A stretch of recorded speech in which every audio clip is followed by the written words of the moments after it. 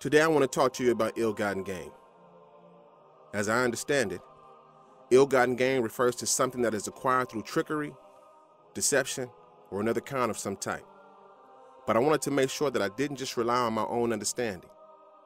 In the age of the internet, a person can find a number of different online dictionaries if they search for one. So I searched. And what I found was this: that ill-gotten gain, as defined in one of these dictionaries, is money or other possessions acquired in a dishonest or illegal fashion, or gain obtained in an evil manner or by dishonest means. Now, the Bible tells us in Proverbs 1:19 that ill-gotten gain takes away the lives of those who get it. Does that mean that the person actually dies? I'm sure in many cases, if not most cases, it does end in exactly that, death. However, in other cases, the end of life does not speak to the physical death of the person that acquired their gain through wicked means. It speaks to the death of situations within the person's life.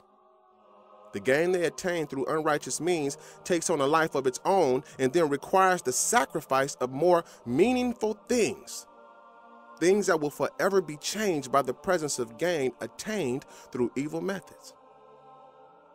Now, the Bible is full of stories, proverbs, principles, allegories, and the likes that explain the outcome of ill-gotten gain and those who embrace it.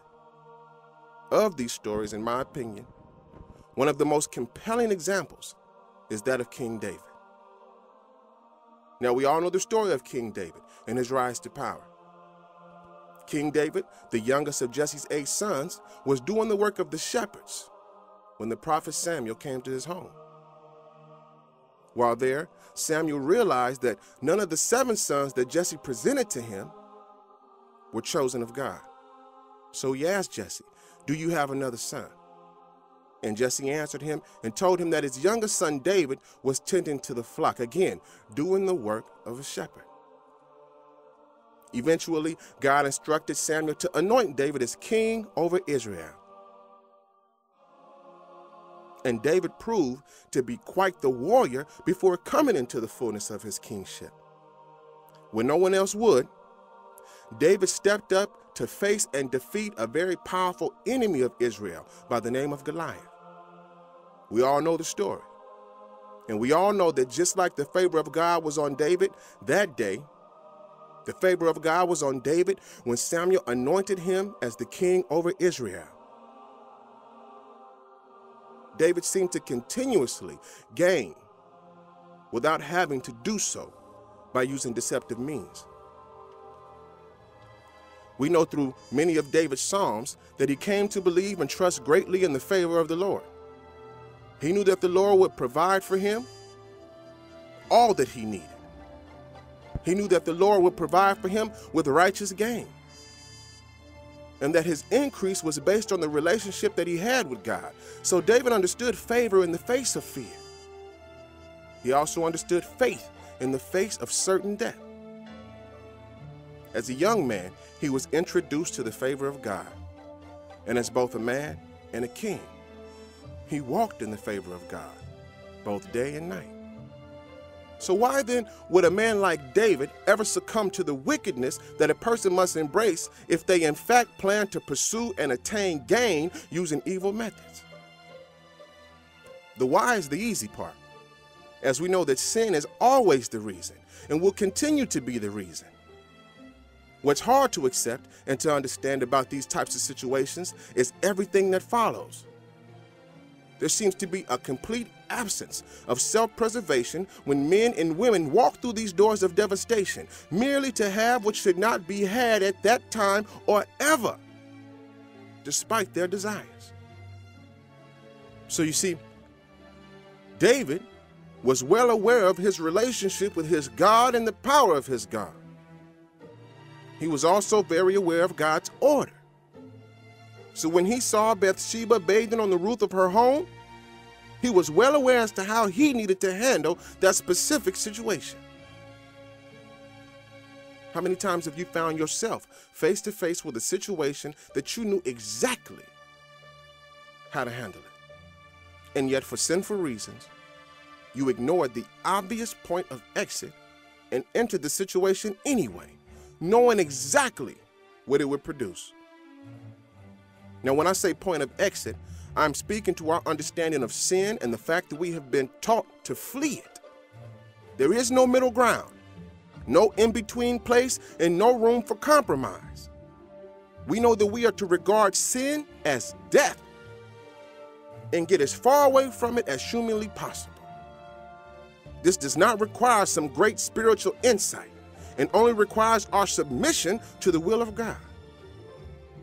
If you are tempted to fornicate, you know that you are to flee from the presence of the person that you are lusting after by removing your physical body from the location of this person. That is first and foremost. But secondly, you need to pray for your mind to be renewed and cleansed from the unclean and immoral desires and images that you have in connection with this person.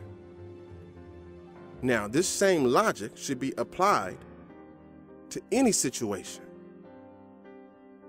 And King David had this same option to apply this same logic upon seeing Bathsheba on the roof of her home.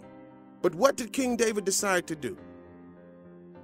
If you are tempted to invoke and utilize the corrupted energy of the fallen, you are to fight to maintain your sanctified state or prepare to watch something that you truly need in your life die as something that you didn't ever need comes to life. So what started these chain of events for King David? I submit that his disregard for order, despite being the very person that God placed over his people to be the last human authority concerning order, is what brought him to this place. The Bible tells us in 2 Samuel chapter 11, verse 1, that King David had just sent his army off to make war with the Ammonites. Now, the significance of this event is found in the season in which this event takes place, because the Bible tells us it was springtime, and that this is the time when kings go off to make war. However, David sent another man, Joab. Forgive me if I mispronounce the name, but he sent Joab out with his men to make war. The king sent Joab with his men, his whole army, to go make war. But what does it say about the king?